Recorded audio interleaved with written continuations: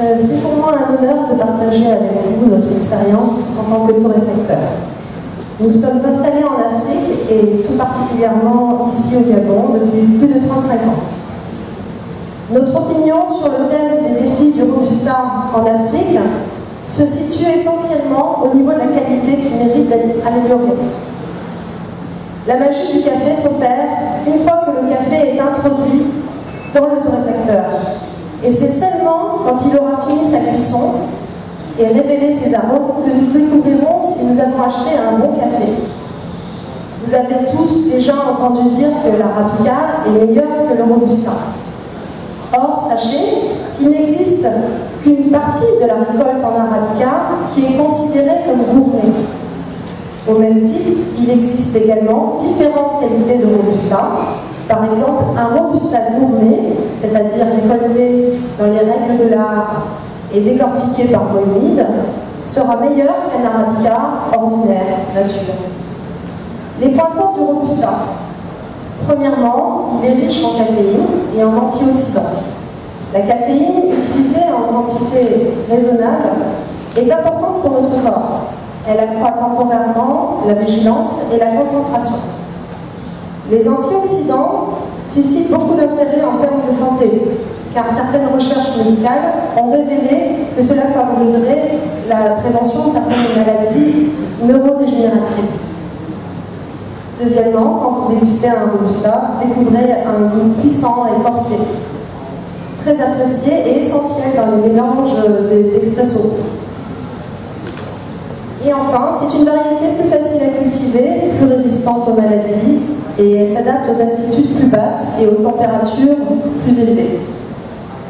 Enfin, son rendement est plus important et son coût de production moins élevé. Les points faibles maintenant, qu'est-ce qu'il y en a? Le manque de régularité au niveau qualitatif est dû essentiellement au manque de vigilance au moment de différentes étapes de traitement, café avant usinage, la méthode du stripping, qui consiste à en fait tirer sur le rameau et ramasser au passage toutes les cerises sur la branche, les cerises mûres, mais aussi les cerises trop mûres et les cerises immatures, qui donneront pour les cerises trop mûres un goût âcre et désagréable, et les cerises immatures un goût amer. Un mauvais réglage des machines de décortiquage peuvent abîmer les grains, ce qui alterne les goûts au moment de la dégustation. L'utilisation de réceptacles inappropriés au moment de la cueillette, mais également au moment du transport jusqu'à l'usine. Le café est comme une éponge et il prend le goût de tous les produits environnants. Si le sac qui transporte le café a servi à transporter des produits chimiques, cela peut altérer énormément le goût du café.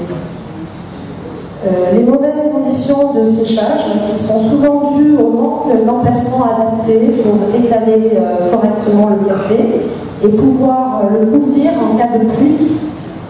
Et l'utilisation de clés est la meilleure solution. Une fois séché, le café Robusta est souvent mal trié et mal calibré, ce qui ne favorise pas une torréfaction uniforme des grains, et cela entraîne une moins bonne expression des arômes au moment de la dégustation. Le pourcentage élevé de caféine est un atout quand on ne boit qu'une tasse par jour. Mais il peut aussi devenir un inconvénient, car la tendance actuelle est de consommer plusieurs tasses dans la journée. Or, la teneur en caféine du Robusta ne permet pas d'en consommer en grande quantité. C'est la raison pour laquelle les torréfacteurs ne mettent que très peu de Robusta dans les mélanges.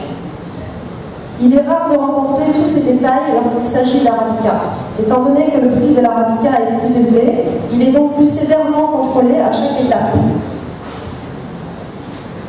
Par rapport aux défis à relever, pensons qu'il serait bien d'être vigilant sur la cueillette et d'utiliser une méthode dite picking afin de ne récolter que les cerises arrivées à maturité. Encourager les jeunes planteurs à s'intéresser au savoir-faire des différentes étapes de traitement du café gourmet car même si elles sont légèrement plus coûteuses, elles sont surtout plus fatigantes et nécessitent plus d'énergie. Leur apporter notre expérience ainsi que du matériel adéquat et moderne afin de les inciter à mettre en application rapidement ces directives. De plus, il existe aujourd'hui de petites stations de lavage du café sur risque qui n'utilisent que 20% d'eau par rapport aux anciennes méthodes, avec un meilleur respect de l'environnement. Il faudrait réduire les périodes de stockage en améliorant le réseau de transport routier, ceci afin de permettre également de rémunérer plus rapidement les planteurs. Inciter les torréfacteurs à mettre en avant l'origine des Robusta sur leur mélange, comme ils le font pour les Arabicas. Sensibiliser les planteurs au goût d'un bon café, les éduquer à l'art de la dégustation de leur propre récolte, afin qu'ils puissent prendre conscience de l'importance de chaque étape. Promouvoir la consommation locale dans tous les pays producteurs de café, mais également à l'étranger en participant aux différentes manifestations internationales. S'intéresser à la recherche, surtout en particulier les nouveaux procédés de décaféination à base d'eau uniquement. Il est intéressant de savoir que ce processus ne réduit pas le taux d'antioxydants. Si tous ces efforts sont mis en place, et je sais que c'est possible car nous avons constaté de grands résultats ici au Gabon, si cette qualité est suivie dans le temps, l'offre et la demande ajusteront automatiquement les prix, avantageant le planteur qui aura fourni l'effort supplémentaire, contrairement aux autres, et montrera ainsi l'exemple. La hausse des prix de l'Arabica ainsi que la période de crise actuelle est une aubaine pour introduire nos Robusta d'Afrique sur les marchés internationaux. Cela ne pourra se faire qu'avec la garantie d'un produit trié, bien trié, au goût constant et sans défaut majeur.